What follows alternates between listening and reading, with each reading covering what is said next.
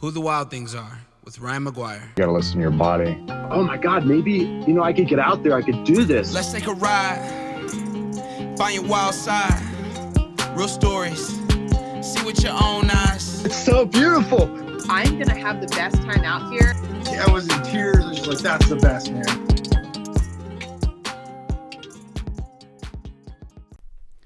Welcome back to Who the Wild Things Are. My name is Ryan McGuire, and I'm here to bring you conversations with the most wild folks on the planet.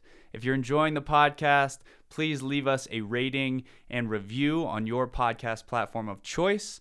And if you enjoyed the episode, share it with a friend. Appreciate you guys. Let's get it going. Okay, good morning or evening, depending on when this gets out to the world. This is Ryan McGuire, and I'm doing a podcast live from my vehicle. I'm driving through the mountains right now and heading to pick up a client of mine so that we can go on a walkabout together in preparation for her future long-duration trips in the bush. This is sort of her window into what it will be like. This trip will involve some survival training, some cleansing of the mind and the soul in order to get ready for these longer sits, and general preparedness for an undertaking for my client. This assignment was given to her by a teacher who is 110-year-old man. Ciela, my client, is studying under him, and he assigned to her this vision quest. Ciela shared this story with a colleague of mine, Jess, who I work with and I'm friends with through the Survival University, which is where I teach a lot of my courses. Jess recommended, after hearing Ciela's assignment, that Ciela connect with me. Jess and I have spoke a lot in the past about my passion and belief in the power of soloing and what solo time in the bush can do for the human psyche and spirit. It's a time to cleanse physically, mentally, emotionally, spiritually, and it allows you to hit RPMs that you could never hit in the presence of modern day stimuli or even other human influence. So I am recording this before we head out. I'm driving through the mountains right now. We will then drive down. I'll pick her up and we'll drive down into some canyons, some of the most beautiful canyons that I know about. We'll do a couple days of survival skills, equipping Ciela with the proper tools and resources to make this a worthwhile experience. And after that, she will be embarking on a mini solo that will give her a glimpse into the experience that I anticipate is on the horizon for her. I hope to record another portion of this. So think of this as the intro, and hopefully in just a couple days time, weeks time, something like that, we will hop back on here and discuss how the trip went, Ciela and I together. If you're listening to this, I love you, and I hope that you are having a great day, and I encourage you to take a walk in the woods. Stay wild. All right, we're back for Who the Wild Things Are. Ciela and I are in the car right now. We are driving through Capitol Reef national park. It's beautiful. And we're recording this on my cellular device after a 5-day journey in Utah. We just did a walkabout and a solo vision quest and just some amazing adventures. And Ciela's here to share some of her story. Thanks, Ryan. It's pretty awesome to be here with you, winding through these canyons and just on the other side of what was an incredible, life-changing journey. I'm so grateful to you and really honor the work that you do, the lifestyle that you live, and just who you are as a human being. So thanks for sharing that with me and with all of us. I'm not dirty. Really funny, thinking of being basically just covered in dirt and feeling so clean, so pure. It's pretty awesome. I came here with you and trusting you to take me places I've never been so that I could really understand my capacity right now and my relationship with the wild in ways that I couldn't have imagined. I'm in preparation for a journey in my life, and this was a very necessary gift. This time was a very important part of my training. And as I was sharing with you before, I've had experiences where I just thought, okay, I'm going to go do this. I'm going to receive something. But I often forget that I'm crossing a threshold, that I'm entering into something. This time here has been an invitation to change my life and to remember who I am at the very core of my essence. So I would definitely say mission accomplished in so many ways. This time has been extraordinary, and I will be integrating it for the rest of my life. How are you feeling? I feel good. Yeah. I think, like you were saying, every journey, no matter how many times you become an exhibitionist or an explorer, there's always resistance beforehand to getting out there and making it happen. There's a million excuses that I bring up. Lately it's been, around my body being ill-prepared to travel with this stomach stuff. And I know that you had a host of things that were kind of like looming over you in your personal life.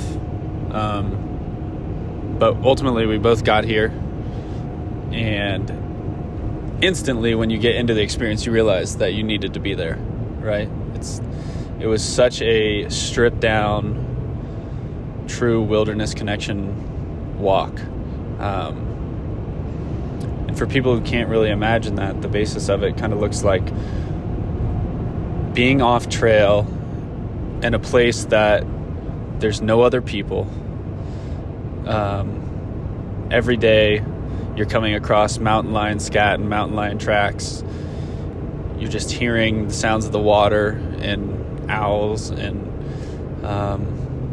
bathing in natural rivers, sleeping on the ground, no tents, warming up by the fire, sleeping in well below freezing temps each night, and just settling into that atmosphere. And as full on as that sounds, it actually is incredible how the body, whether you're experienced in it or not,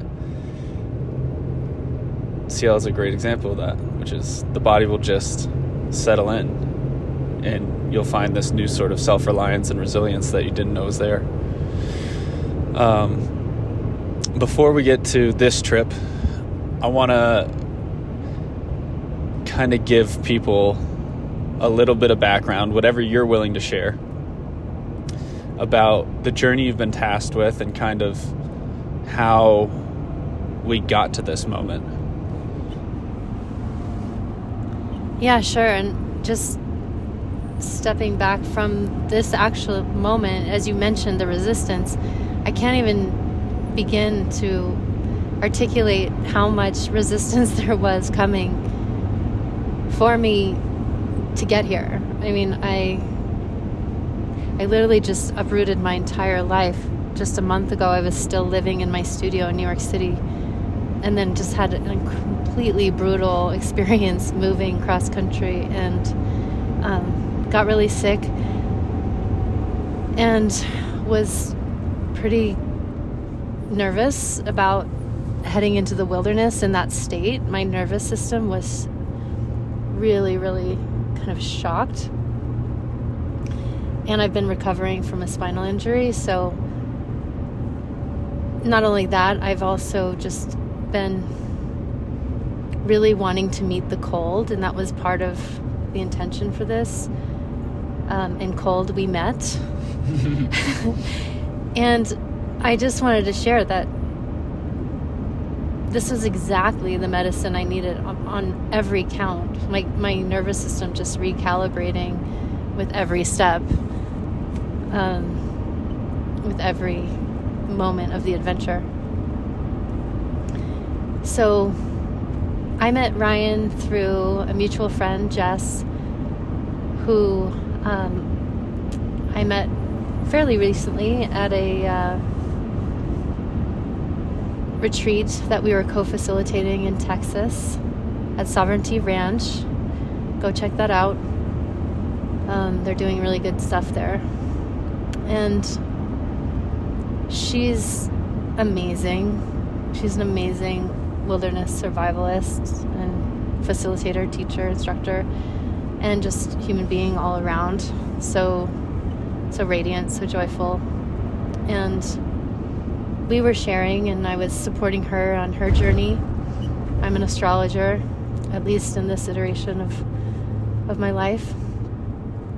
And I got to sharing with her about an invitation that I received this past summer when I was in Mexico. I went to Mexico for a month in the Central Highlands, and I went and had the honor to visit Huiracuta, which is the heart temple of the Huichol Nation. And needless to say, a ceremony of ceremonies there. And I came back from that month in Mexico with an invitation from an elder that I'm studying with. He's 110 years old. And definitely a profound human being of extraordinary means. And that invitation is something that I've been sitting with, I've been carrying. It has a weight to it. It's the kind of invitation that, I was one person before I received the invitation, and I'm another person now that I have the invitation, and who knows who I will be on the other side of fulfilling that invitation. And so right now I'm in between having received it and fulfilling it. And part of what that invitation entails is a quest, a vision quest, a very extended quest in nature alone. And again, I grew up in Wyoming, but I've been living in New York City. I got a little soft. I was very called to go on this trip to Mexico to study with him. And I came home with something much more than I had bargained for. Much more than I could have ever asked for. And so when I was sharing with Jess about this, she immediately got the sparkle in her eye and just knew that I needed to connect with you, Ryan, and that there was something that we could probably share on my way to prepare for this. And I'm so glad that she did, because this is truly exactly what I needed. So thank you again. And this, our experience was different, and I know we're going to talk about that, but it was different than what I'm heading into, as far as a very specific kind of setting where I will be for an extended period of time. Yet this was like the doorway into that.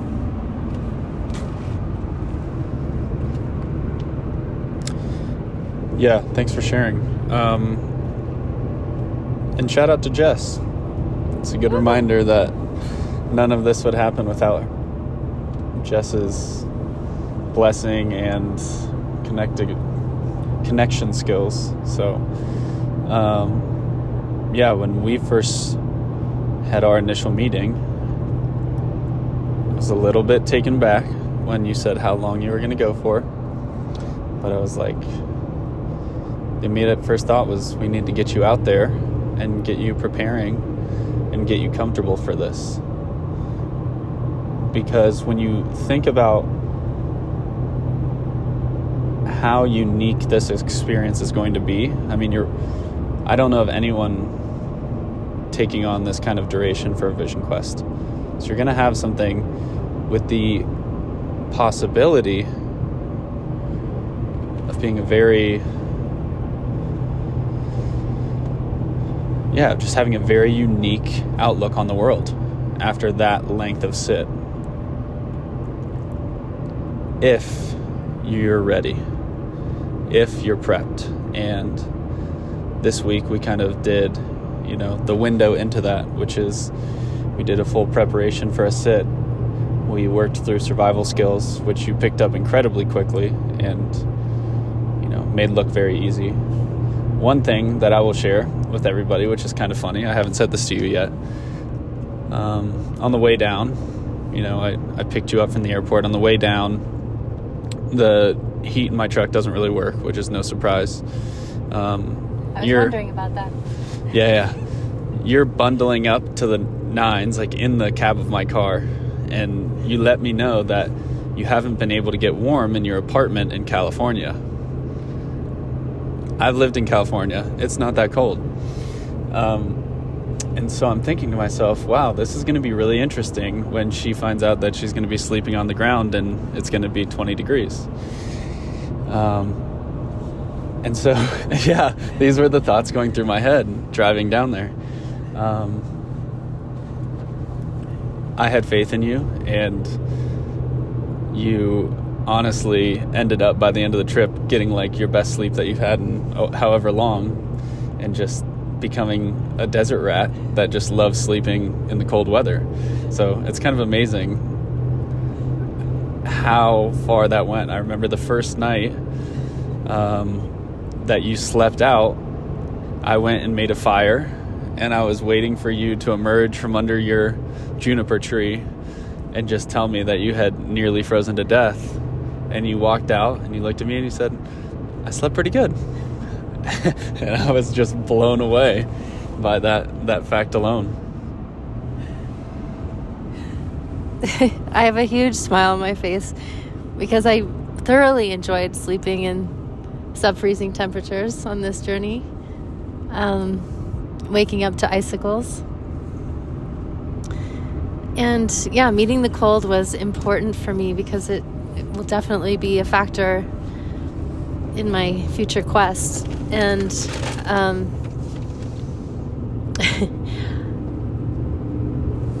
I am honestly surprised. I was freezing in your car. I'm actually a little cold now. I am too.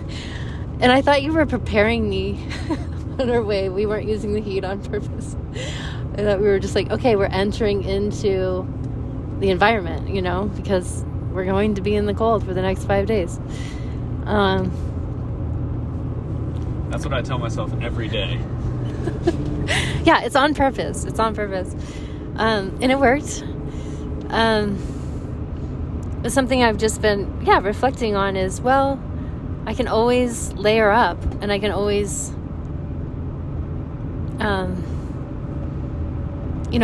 commune with the cold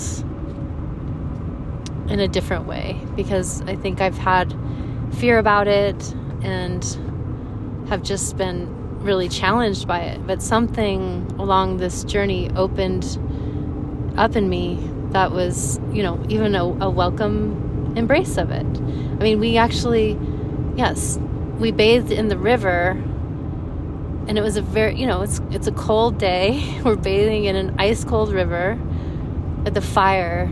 Oh my God, the fire is really our friend in the cold, for sure. And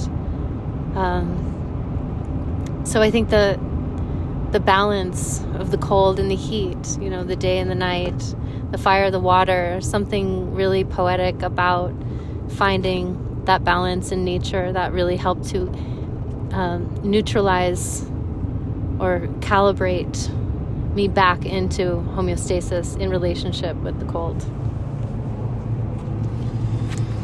Yeah, that is one of the most beautiful parts about kind of winter travel. And it doesn't even have to be winter travel. It can also be, at your house. There's like the extinction of fireplaces now, but Nicole and I have actually talked about this, that I have a theory that we're going to find out that there's some kind of measurable energy that's given off by fire, that's consumed by our bodies, that we're not able, we haven't figured it out scientifically yet, but I truly feel this way, because think about how everyone gets the same feeling around a fireplace when it's cold outside, and none of us talk about it, but we all feel cozy, and our hormones, our cortisol, just drops, and we all settle into that moment. And everyone listening to this can think about that moment, and we all feel we have the same shared consciousness. I don't know what that is, but there's a tangible thing going on from a hormonal perspective when you're sitting around the fire, and it's even more noticeable when you're living out close to the land. Every morning it's tough to get out of bed, it's really cold, and then you go and you sit around that fire and you're just in heaven. You've got your shoes off, it's 20 degrees outside, and you're just sitting in front of this ripping fire, and it just feels like you're untouchable. It feels like you're taken care of. Nothing can get you, because you have everything you need and nothing you don't. So I think that was a big thing for me this trip, was just how important fire is for me, especially in the colder months. Another important takeaway that I kind of took down was, I do a lot of guiding during summer months, basically from late spring to early fall. So there's a lot of light.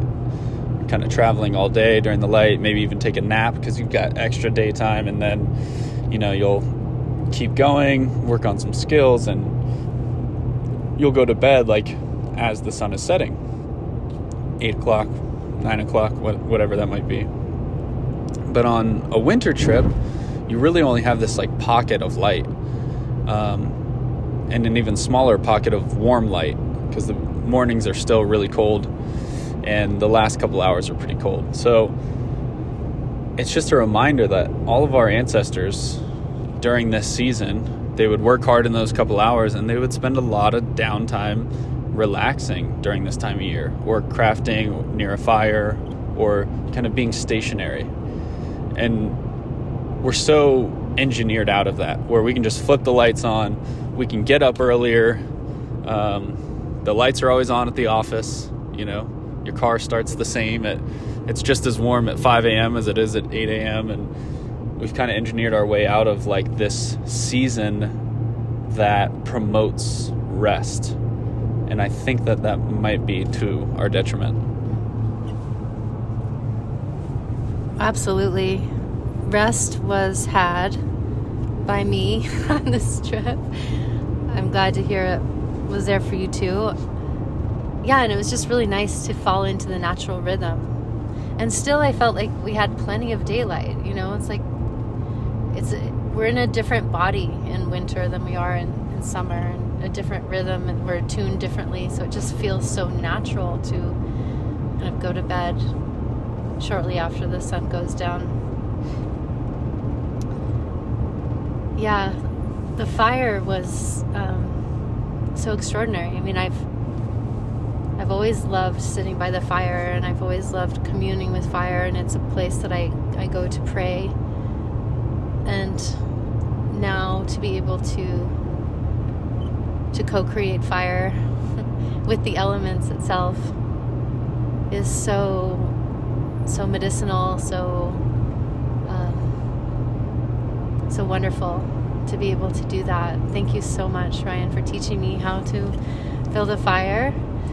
I love the art of it. I love the reverence in it, the challenge, the unknown, and the surprise every time. The total awe of the miracle that is fire. So that was a total highlight for me on this trip. Yeah, so I want to give people just a little bit, give people like a little bit of a glance, like maybe think about one fire that you had and kind of walk us through beginning to end, like what that looked like. So the beginning was with kind of surveying the area, right? Finding a place for the fire that's safe and away from everything else, a good amount of distance so that it's responsible. And then going out to find the tinder. And I think the tinder is my favorite part. The tinder is so tender. You know, and I was lucky to be able to work with the cottonwood. What do you call it?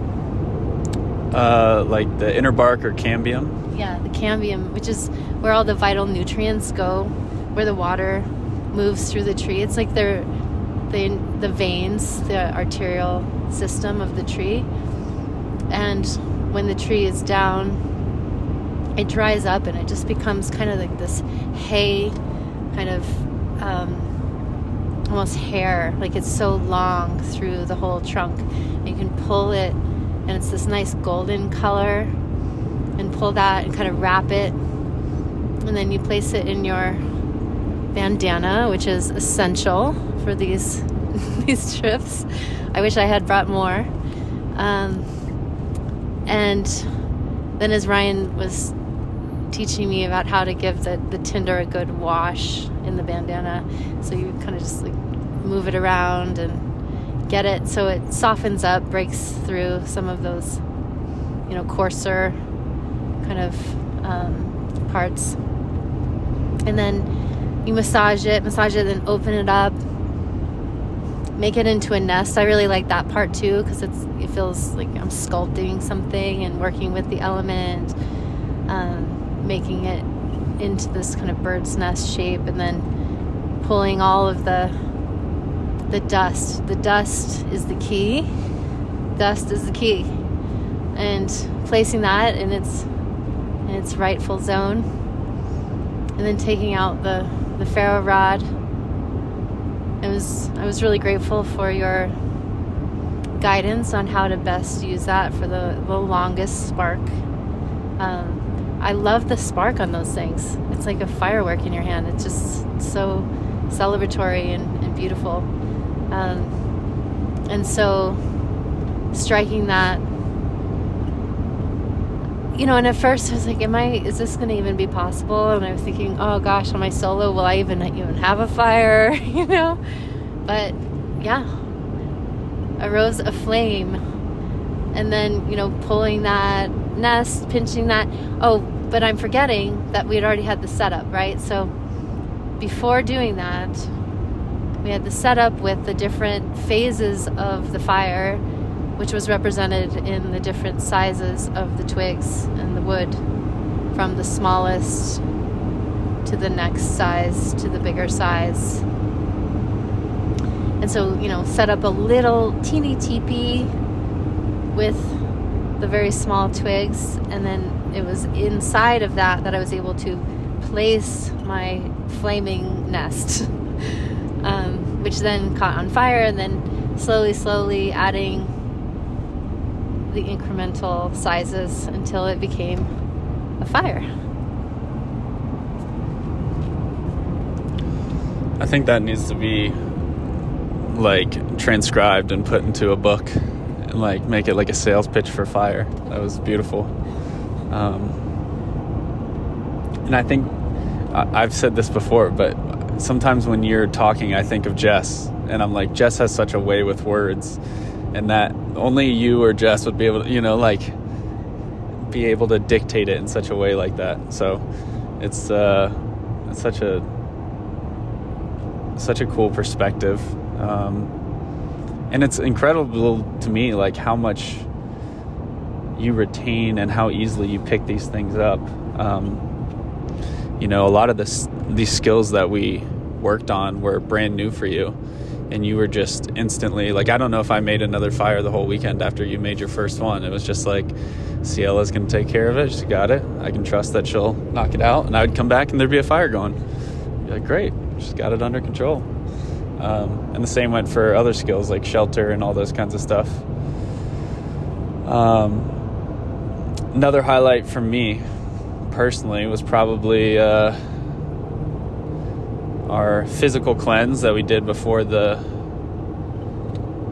we went into kind of our solo ceremony, and each had our own unique spot to sit for a couple days and just ponder and be still and quiet. But yeah, before that, I like to cleanse in a couple different types of ways, and one of those is a nice bath in the river. So we started with breath work to try and prepare our bodies, and then we got into some darn cold water that was rushing. And then kind of breathlessly we got out of the water and walked back up to the fire that we had pre-made and got it going. I think both of us got so close to the fire on the way out that we both burned our legs, which in that moment feels like the least of your problems. When you're covered in cold river water and it's 30 degrees out, you're like, you can burn me all you want. I'm okay with that. But yeah, that was a really special moment. And that was on that little beach, one cool thing is that we saw some relatively fresh mountain lion tracks, and what looked like a cub with a mama. So it's kind of cool to see, like, just that so this spot in the river, it was kind of hard to get to the water. I was having to reach super far down, and so then we moved down maybe another 100 yards downriver, and we found this like perfect mouth, this little beach that went into the river, and it seemed like every critter had found it because there was bird, coyote, and mountain lion tracks all right next to each other, and it was like everyone was using the same little spot that we were. So yeah, mountain lions were definitely a big theme of the weekend. Just next to there, we found a big mountain lion scat, and then I found another probably 10-ish mountain lion scats all together in one spot where the lion had been kind of in their own locale. So yeah, it was cool to just know that we were around so many other creatures, no humans, but so many other animals. Yeah, I could have dove into that fire after that river, and I practically did. It was so great. And thanks for the comparison with Jess. I really feel such a deep sisterhood with her, and I just can't thank her enough for introducing me to you. She just really knows. Her intuition is spot on. And I look forward to learning from her too, and from both of you continuously from now on. It's such an incredible gift in my life to be able to have friends who are really masterful in the wild, that with, a lot of integrity, that I trust to take my life into your hands and for you to put it back into my hands in a new way. So great. And yeah, I loved that cleansing that we did, kind of the mental and emotional and physical. And when I was up writing in my journal, I found this really special spot that felt like the stone where the mountain lion would sit and kind of look all around in the canyon. I just felt its presence there so strongly. And I had a lot of experience with that mountain lion energy throughout our journey. They were so present,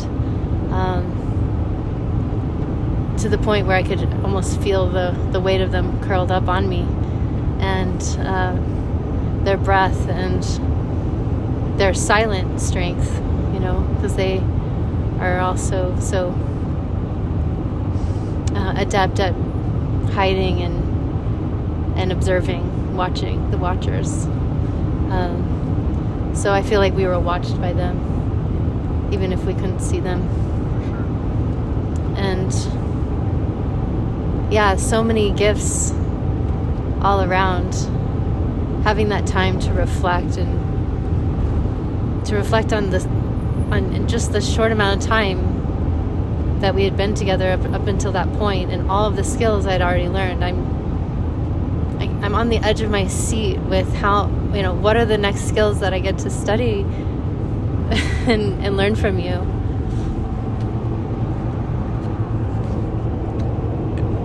I think I mentioned this when I first picked you up, but I think it kind of requires some type of bravery and boldness, and I think that's why you excel, in the things that you do. Because who else goes, okay, yeah, I'm gonna let this 29-year-old bush hippie pick me up from the airport, and he's gonna drive me 5 hours away from civilization, where no humans are, full of mountain lions, freezing cold, and it's just all gonna work out. That just sounds, on paper like a terrible plan.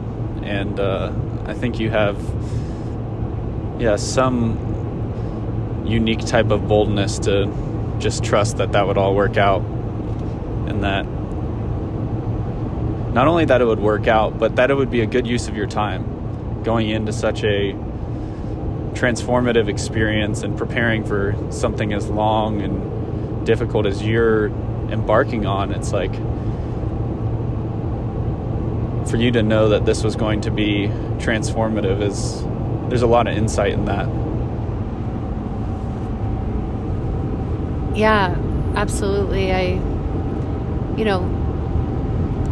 One of my biggest takeaways from our time together is just how necessary this type of experience is as a human being. We all come from planet Earth. Here we are. And why wouldn't we want to get as intimate as possible with her, with the earth, and away from the comforts of life into a newfound comfort in nature, right? To really be able to harmonize and to be in relationship beyond our fears. And I feel like as I'm just studying my own fears that I faced in these 5 days, how kind of absurd they are, because it's, this is a coming home, and it's not the kind of thing that I would say, well, it's not for everybody. I think this is for everybody. I think nature is for everybody. I think the wild is for everybody, even if they're just going to dip their toe in it. But to have the experience of the wild beyond that which is created by man as a perspective shift, as a point of reference that is, invaluable, taking us back to our original state. And so I'm just flooded with inspiration, and all of my beloved friends and community and people that I know that I'm going to be hounding to have this experience in their life in some way or another, because it's so vital. And just in my own, experience around my nervous system and how I'm a nature person living in New York City for the past 2.5 years. I always joke, like, there's a different kind of wildlife there, it is a different terrain. And I could really, as a sensitive person, I could really get the tax upon my nervous system, and this was exactly the reset that I've needed and will continue to come to nourish and drink from this trough of wilderness as much as possible. And I think that is an antidote to what we're challenged with at this time, with the relentless technology and all of the stimulation and the responsibilities that we carry in the modern world. So happy to be a mouthpiece for this work, Ryan. Yeah, thanks. And that's something you mentioned. It was almost like every hurdle you got through, you would kind of be like, gosh, so-and-so needs to try this, or I want somebody else to talk to you because this would really affect the way they see things. And I think that's true. I think that's true for other people, and I think it's true for me. Like, if I have to be in the front country for too long, or can't have some kind of wild experience or encounter, I can feel it like deep inside of me. I'm like, I need to go. And like my loved ones will see that too. They'll be like, you need to go. Like, you got to go do your thing. And yeah, it's tough because folks can now live their entire lives without ever being exposed to any of this. And it's really these are just human skills.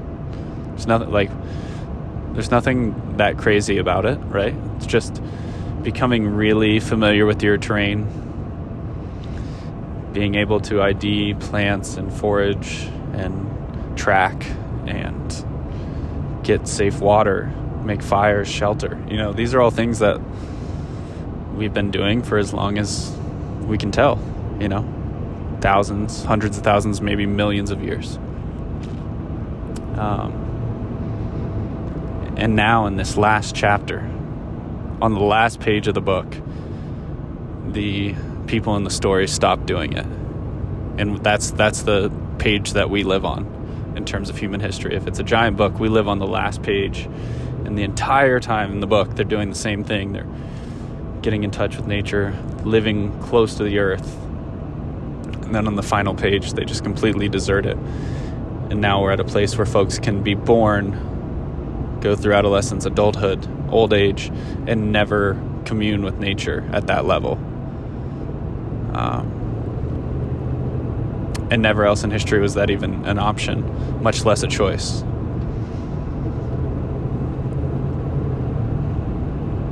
So I hope that folks will seek this out. And I don't think that everyone will. But I'm sure that we're not the only two people who have felt this calling. And really the mission of my life is to give people an opportunity to go through these experiences should they choose that it's something that they're called to do.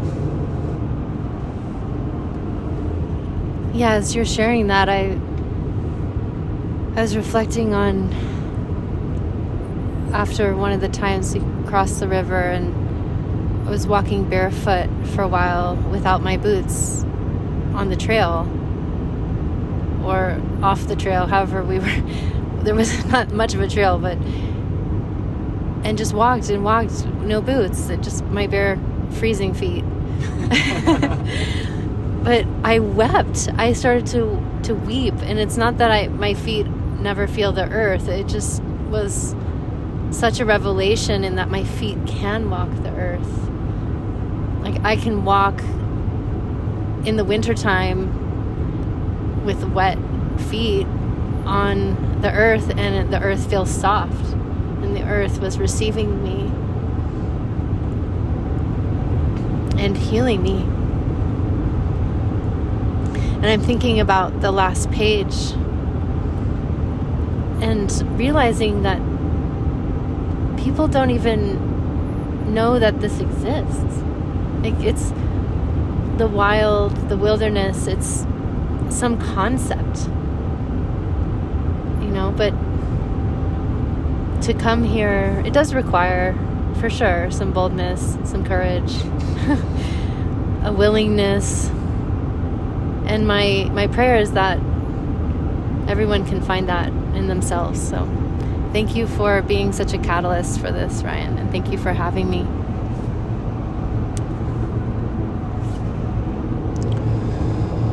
Yeah. I want to ask you a couple questions. Given that, you know, zooming out, you have this massive journey ahead. And as we've said many times, this smaller side quest was to give you a window into what may be ahead for you. And best case scenario could even help prepare you a bit. Talk to me about your mindset on our drive down versus now, your mindset as we drive past the Henry Mountains on our way out. Wow, those are stunning. They're just this indigo colored blue juxtaposed with the golden sandstone and the soft light of the sun coming through the clouds. It's just gorgeous. I was nervous. On the way. You know, I was kind of just surrendering to whatever this is going to be. My heart was beating fairly fast. I know I wish that I was 5 pounds overweight rather than feeling somewhat underweight coming into this.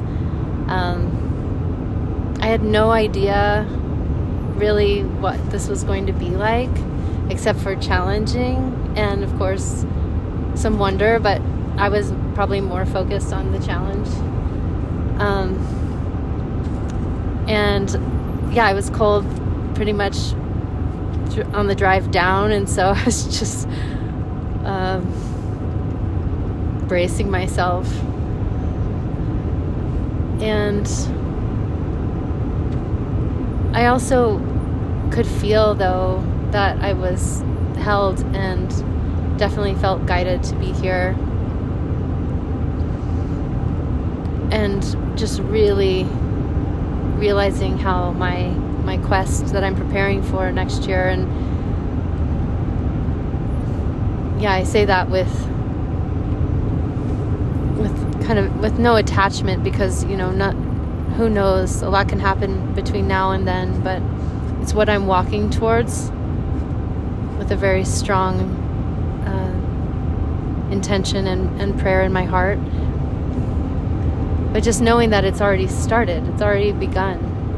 You know, that invitation I received this summer started to unravel and reorganize my life in such great proportions. And meeting Jess and meeting you and being here has all been a huge part of the weaving of that story. And so, yeah, I was nervous and I felt more fragile. I felt weaker and surrendered. And now I feel very strong.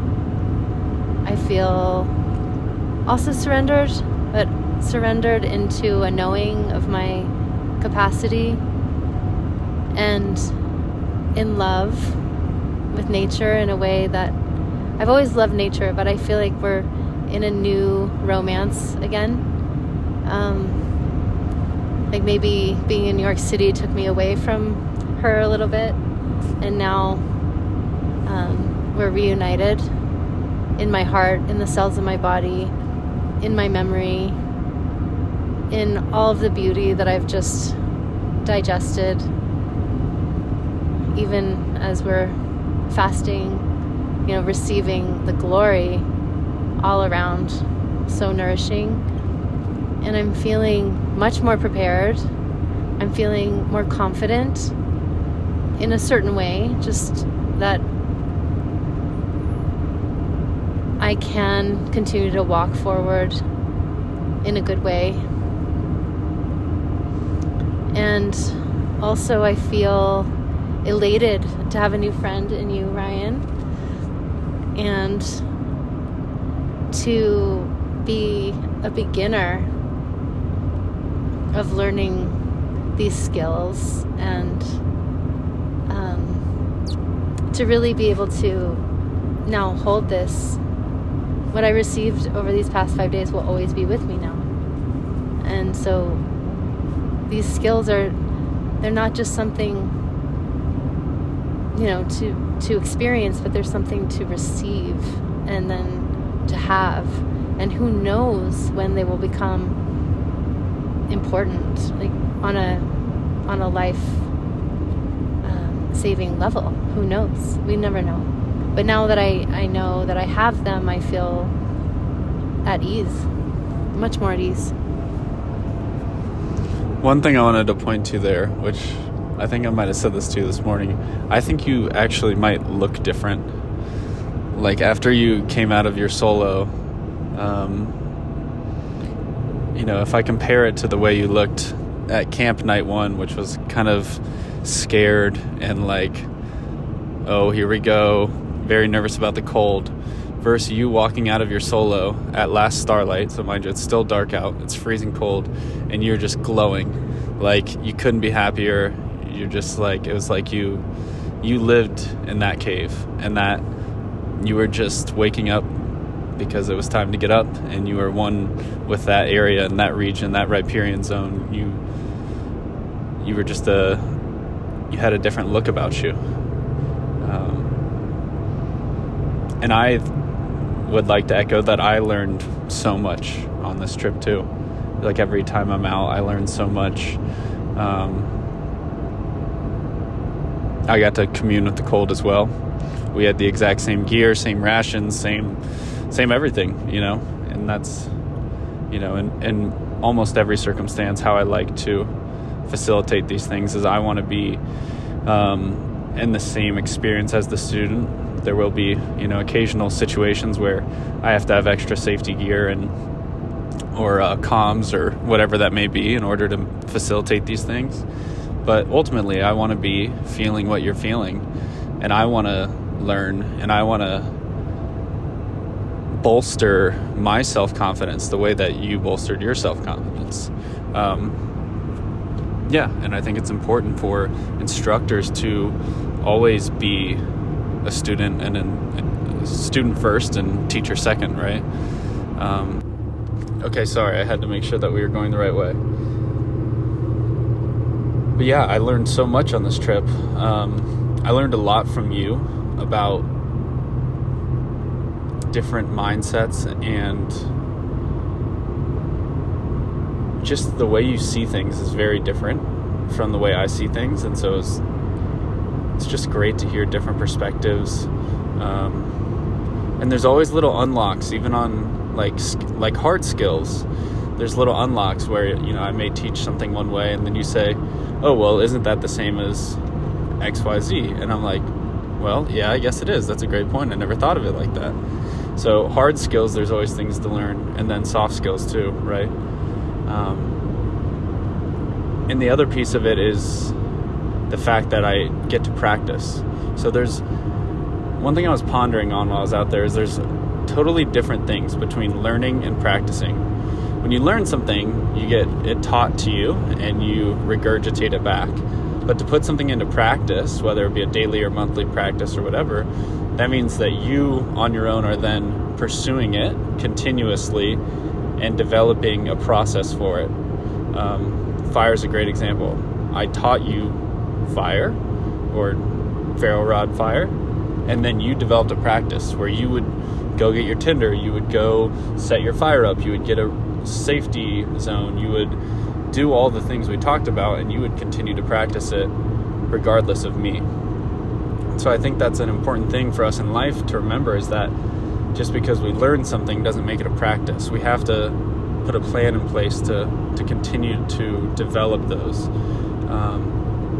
And that's a beautiful thing as an instructor or someone that helps facilitate these trips, is that I get to keep practicing all of these skills. Yeah, I love that part about this job. Well, you really embody that philosophy of being the student and the teacher, and that, as a student, as your student, it's so relatable and inspiring also to see you continuing to learn and evolve, even though you have so much experience. It really a testament to the infinite exploration that's possible in the wild. Any other questions, Ryan? Actually, could you just reiterate, what's the difference between a hard skill and a soft skill? Oh, that's a good question. Hard skill, this is at least how I think of them. Hard skills like something tangible. Soft skills are more like interpersonal skills. So a hard skill would be making the fire. Soft skill would be how to commune with folks around the fire. A hard skill would be how to build a shelter. A soft skill would be how to make sure everyone in the shelter that's sharing it gets along. So interpersonal skills and intangible things would be like soft skills. Hard skills would be more things that are either pass or fail. I was thinking of hard skill, building the shelter, soft skill, getting into the shelter. Oh. that takes skill. Because my first shelter I built with a cactus protector, but then I kind of just angled it just right so that the baby juniper was the guardian. But it was so close to the ground, and I had to get my head to the other side, so I couldn't shimmy in with feet first. I had to crawl on my belly and then not get cactus, and then somehow get into my sleeping bag in the dark, in the freezing cold, and it happened. It worked out. It was good. I'm really happy about that experience, and I'm really grateful to that juniper tree, the large tree that was one side of my shelter. And yeah, I loved having different shelters to experience and observe my radiant heat in the process. We're still going? Yeah, I think we're still going. Okay. Interestingly enough, I don't know if you got this, but on the way down, you were speaking to different types of shelters, and you were very inquisitive of the caves that I've lived in. Mm-hmm. You asked so many questions about, well, what's it like to live in a cave, and is a cave cold, and are there other animals in the cave?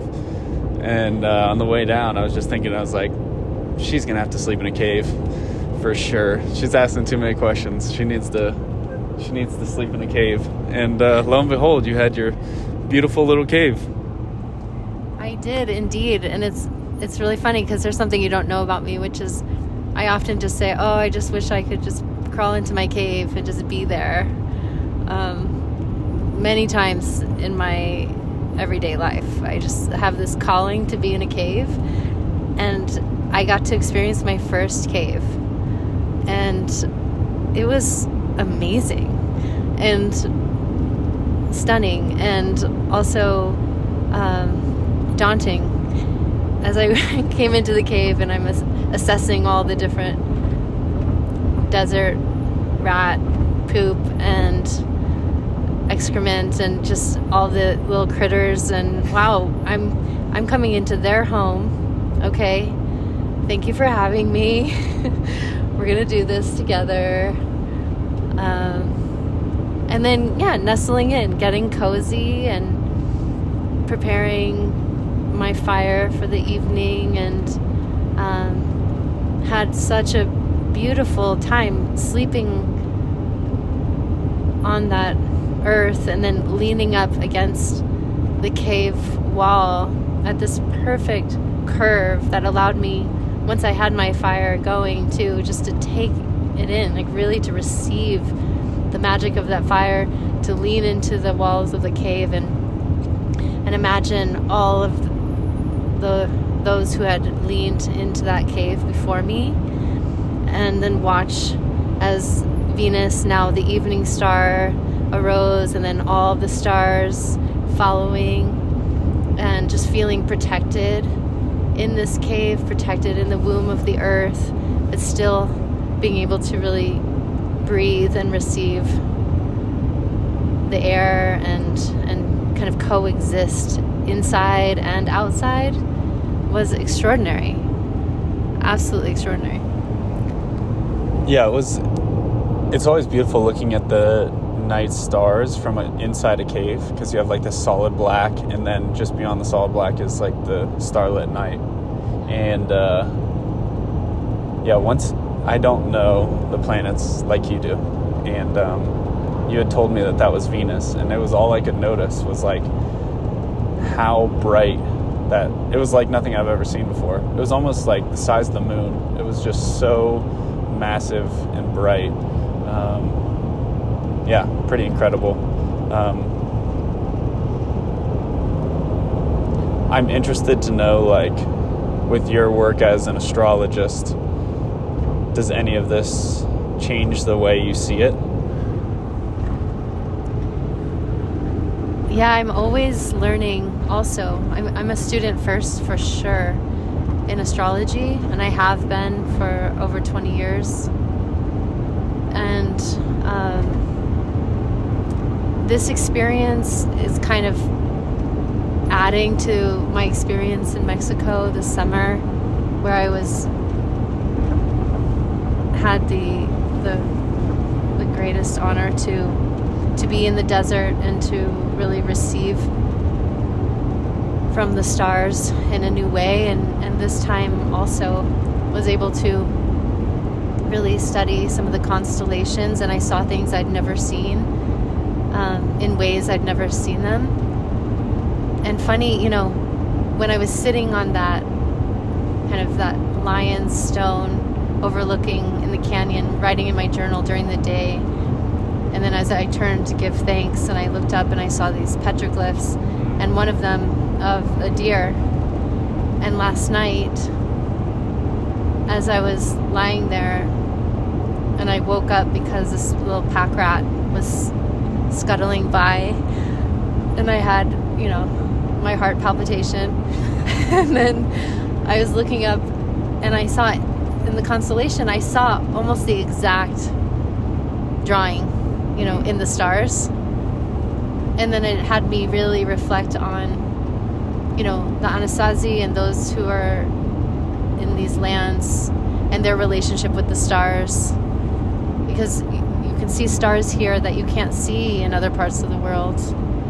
There's just no light pollution, and there's, just layers upon layers upon layers of different galaxies and star nations and constellations, which are just so full of meaning and lessons and as archetypes and reflections of the mirror of our psyche. And that's really how I study, and also how I share with my clients, like as an education of reflecting the mirror of their psyche back to them and helping them to understand themselves better, and also educating them on what we're actually doing so that they can begin to do that for themselves, because it's such a powerful tool and resource. It's not the end all, it's not the answer to everything, but it definitely can offer some really powerful insight and perspective.